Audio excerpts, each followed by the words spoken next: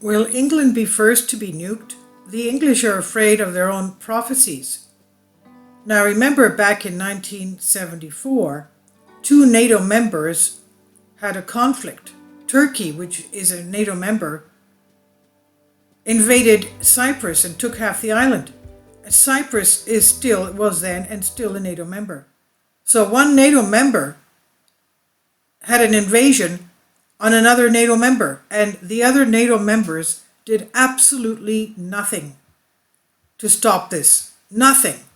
And now they're coming out with something saying, don't worry if something happens between Europe and Russia, we'll come to your help. Who would believe them after what happened between Turkey and Cyprus? They said today, NATO new allies and reassurance. NATO today spends too little time studying and assessing security risks, thinking about ways to defuse potential crises, developing the means to react in the event of a conflict close to home. Some of its members worry that the alliance will not be able to come to their defense in a crisis. Of course they worry, because they've already had the real example of that happening in 1974 when Turkey, a NATO member, invaded Cyprus, another NATO member. Cyprus was not divided at that time. It's divided after that because they took the northern half of the island. And NATO didn't even help. The members of NATO and NATO did not help whatsoever.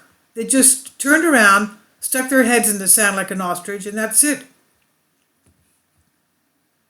So, of course they have reason to worry. Every now and then, Putin mentions that he's going to nuke England and London and that he can wipe them out in minutes. On the other hand, the English are training Ukrainians to fight against the Russians. Why would they do this? If the world rulers had not taken care to appoint Zelensky as the leader of Ukraine, and it was someone else who would raise a white flag so that the Ukrainians would not be dwindling every single day, what would have happened? Don't let the Zelensky feel sorry for the Ukrainians, but that is the sad Anglo-Saxon. But what is it that the sad Anglo-Saxons fear from Russia? Why are China and India in cahoots with Russia? Notably, half of the world's population lives in these three countries. Russia, China, and India. Half of the world's population. We have to also, I'll put my 3 cents in here, that Iran is also giving Russia help because it's giving drones to help Russia fight against Ukraine. Yes, Iranian drones. Now, the rivalry between Russia and the Anglo-Saxons is very old. For the Russians, the Anglo-Saxons are the source of evil, both for Russia and for the whole world. The Anglo-Saxons may have partially moved to the States, but the base power remains in England, and the powers of the USA are controlled exclusively by England after the War of 1812. The members of the World Government or Committee of 300 are mainly in England. The recently deceased Queen Elizabeth II was also a member of them, perhaps even a leader. The 300 world rulers also call themselves Olympians. Let me give a brief update on this, since this name is exclusively Greek. They call themselves, although dark, Olympians because they believe that they are gods like the gods of Olympus, small g, and they do not need the one and true God, that is Yahweh Sabaoth, the triune God, the Father, the Son, and the Holy Spirit. They don't need them because their own God, Lucifer, is superior to our God, capital G. They boast that they are on a divine mission. They are indeed sprayed. That is the Greek saying psekasmeni, meaning you've lost your mind. They've lost their minds. While their center is in the city of London, they say their center is in Santa Barbara, USA, and it's called Virgin. This is also the reason why their administrative buildings in every country are of the ancient Greek style, and that is why they removed every Greek ideal from the Olympic Games and made them according to their own barbaric principles. That is why the English people are at the opening ceremony of the London Olympics in 2012 said, "We welcome the return of the Olympics to their home, which they considered to be London. For centuries now, they have been thieves with titles of nobility, evil copycats, reverse that they cannot destroy and infectious. They reverse and pollute everything genuine and superior that they are incapable of creating and appropriated. The great powers, China, India, allied with Russia for the following reasons. China, because it was occupied by the English during the long Opium Wars, that plus they impoverished millions of Chinese with its addictive use, and China, in order to solve the problem of its users, asked for help of England. China remained backwards because of the English, and Hong Kong, which until recently belonged to England, it was the place of banking and payments, mainly in gold. For centuries, China suffered because of the English, and now that the government of China is pro-Chinese, the time of revenge is coming, the writer says. So is India. Remember, India was in the Commonwealth. It too has been occupied by the English for centuries now. All the wealth, raw materials, treasures, and goods of India were going to England, and the Indian wealth was piling up in the English treasuries. The Indians were impoverished and half naked in their cotton, and their cotton was taken cheaply by England after devaluing its products by emetic method.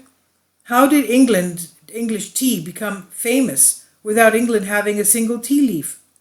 And most importantly, India was pressured to produce opium but sell the smallest amount to England. Now that the government of India is pro-Indian, the time for revenge is coming, just like in China, we said before. The most important part of England's wealth, as well as the development of her navy, is mainly due to China and India. But what few know is that the history of the British occupation of India and Britain's Opium Wars are some of the most horrific stains on Western civilization.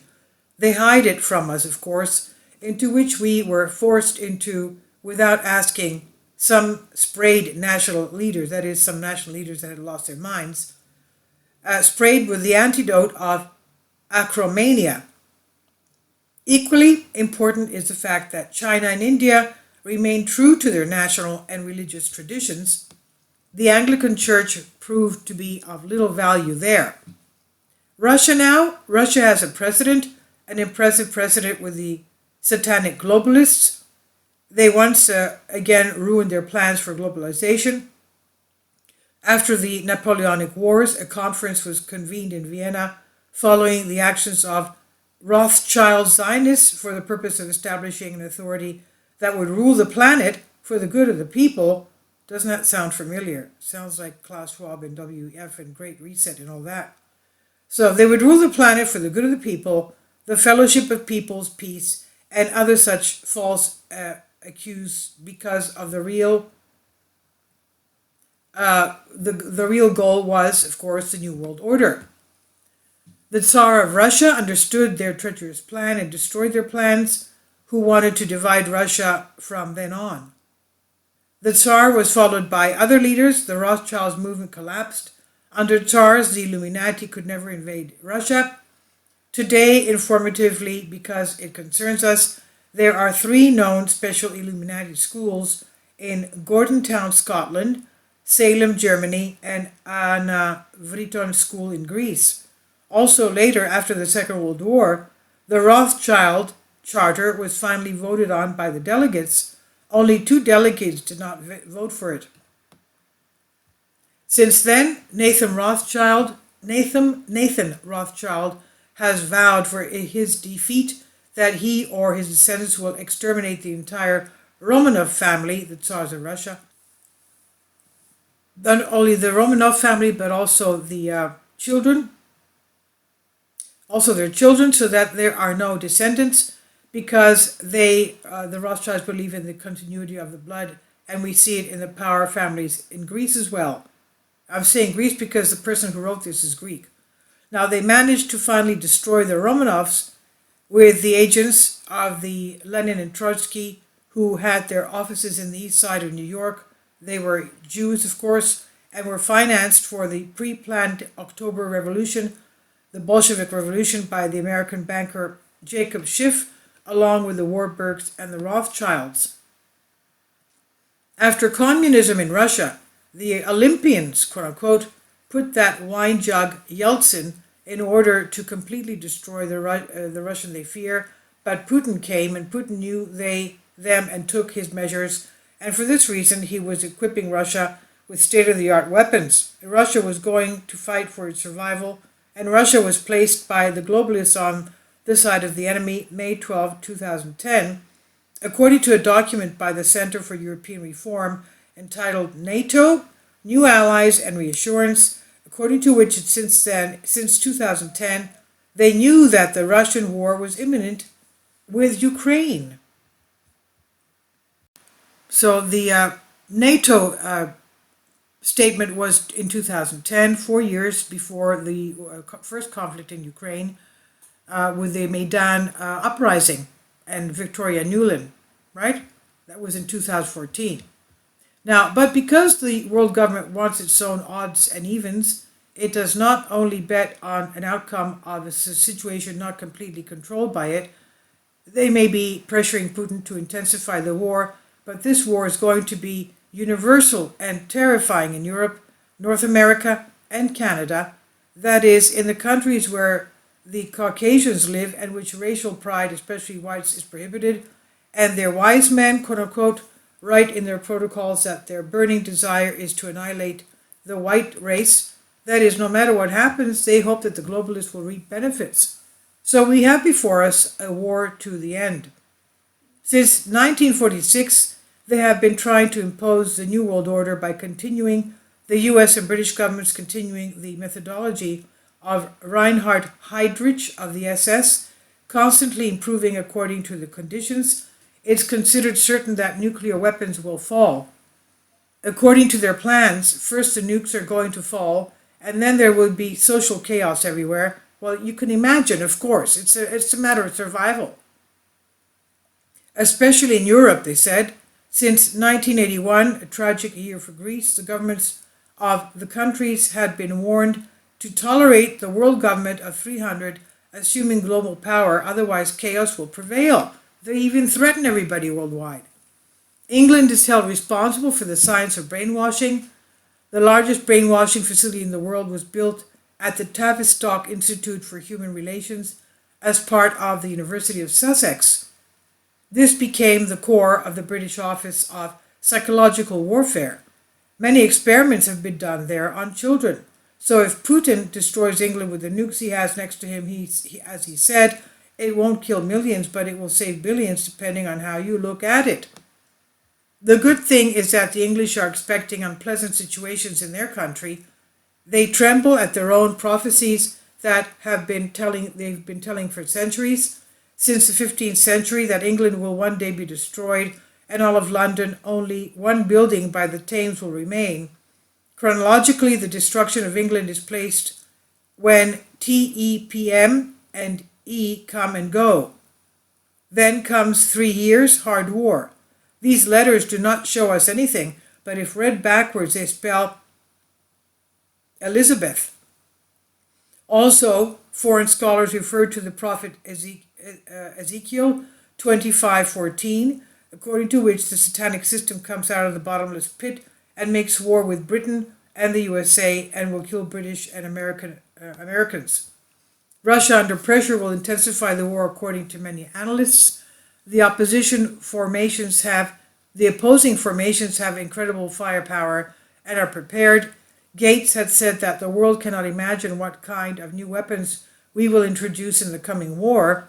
So everything suggests that the escalation of the war will force the belligerents to attack the headquarters of the adversaries. The headquarters of the New World and the dark forces are London, England, which Putin has repeatedly threatened. Will he be able to carry out his threat? This is by Christos Manziaris and I've translated it for you from a Greek article. What can I tell you? I, for one, do not at all trust NATO. Because as I told you, in 1974, a NATO member, Turkey, invaded another NATO member, Cyprus, and took half the island. And the NATO members did absolutely nothing. And the island is still divided. They still haven't done anything since almost 50 years. They have not lifted a single finger. Anyway, please leave your comments and thank you for your support. Kindly support my Patreon account. The daily posts are 5 videos daily, and they are totally different from what I have on my YouTube channel. Thank you so much for your support and that you find all my content so interesting. You'll find the Patreon account details in the description box below.